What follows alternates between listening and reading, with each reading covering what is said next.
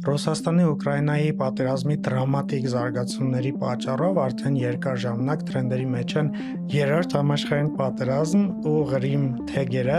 դե համար եկեք պատմեմ, թե ինչ է տեղի ունեցել վերջին 24 ժամվա ընթացքում։ Նախ սկսենք ամենաթարմից, Ուկրաինայի անվտանգության ծառայությունը պնդել է, որ պայթեցրել են Ղրիմի կամրջի հենարանները,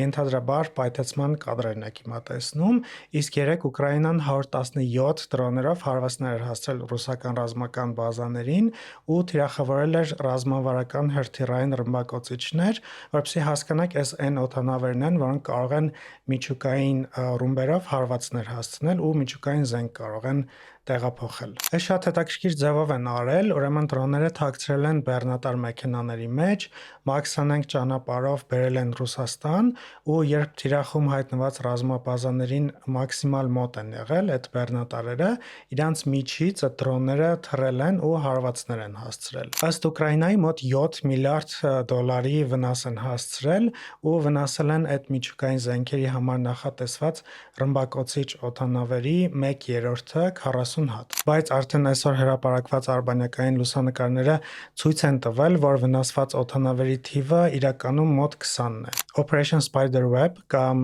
Sardostine անունը ստացած այս ուկրաինական օպերացիան Ռուսաստանի կողմից Ուկրաինայի վրա իրականացված ամենամեծ օդային հարձակման պատասխանն էր։ Որոշ զետբլոգերներ այս հարվածները արդեն անվանել են ռուսական Pearl Harbor,